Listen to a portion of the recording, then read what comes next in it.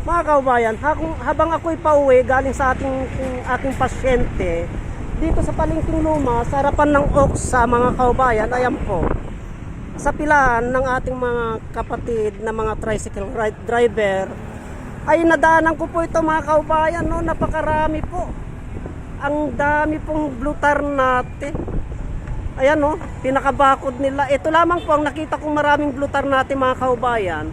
Itong blue tar natin na ito ay ito po yung isa sa pinakamalakas na gamot, panggamot po sa mga maraming karamdaman. Ito, mga kaubayan, ito sa mga hindi na pagkakatulog po, mga kaubayan, itong blue tar natin na ito ay kumukuha lamang po ng 3 pirasong ganyan, ilinalagay sa tasa na may mainit na tubig at iniinom po sa mga hindi na pagkakatulog po. Yung mga babae po, mga kaubayan, na dinudugo, yung dinudugo po yung dinudugo ng mga babae, itong blue tar natin na ito ay maganda pong ipainom sa kanila.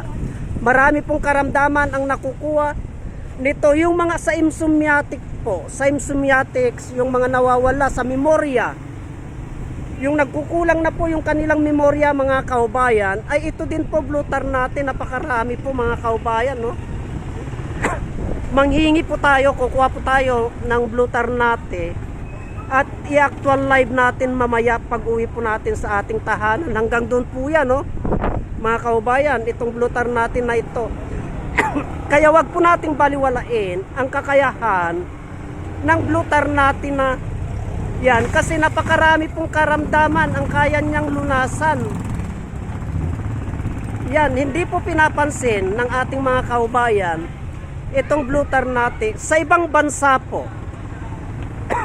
Sa ibang bansa po, mga kaubayan, itong blue tar natin na ito ay alagang-alaga po nila ito. At ito po ang ginagawa nilang tsa. Ngunit pagdating po dito sa atin, sa Pilipinas, ay hindi po natin pinapansin itong blue tar natin na ito.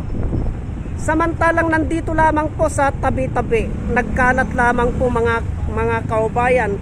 Basta't sundin na lamang po natin yung tamang proseso, ito po ay binubuhusan na lamang po ng tubig na mainit, mga 3 piraso, 4 na piraso, 5 piraso, at iniinom po yan, ginagawang tsa po yan, mga kaubayan.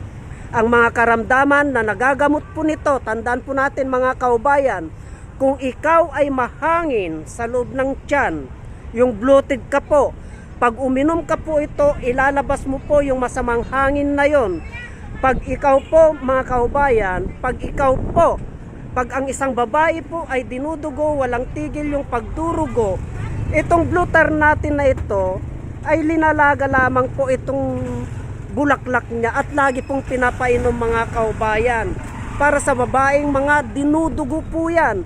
At pag ikaw naman po, pag ang isang tao po, mga kaubayan, ay hindi na pagkakatulog, ay ito po, pag yung isang tao ay hindi na pagkakatulog, ay kumukuha po ng bulaklak ng blue tar natin, at ito po ang pinapainom natin, yung mga insomniatic po. At pag yung isang tao naman po, mga kaubayan, ay medyo humihina po ang kanilang memorya, ay ito din po ang ginagamit namin. Ang dami po, mga kaubayan, no?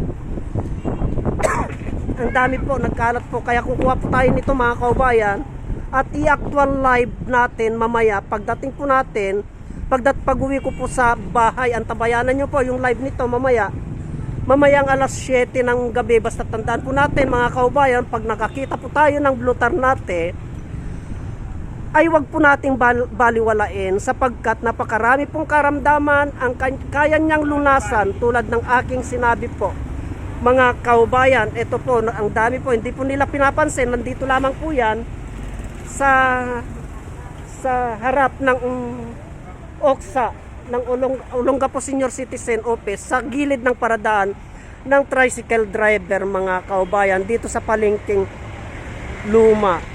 Yan po, mga kaubayan.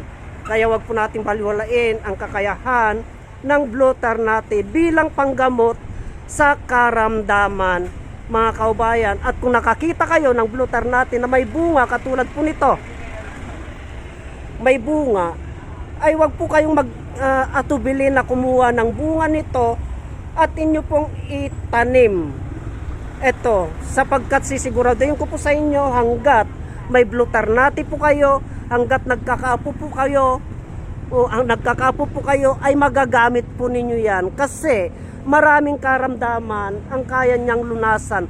Ultimo, yung mga bata po na tinutubuan ng galis-galis, ng dumi sa ng katikati sa kanilang katawan, painumin lamang po ng painumin ng Blue Ternate, mga kaubayan, at yan po ay malulunasan. Marami pong salamat.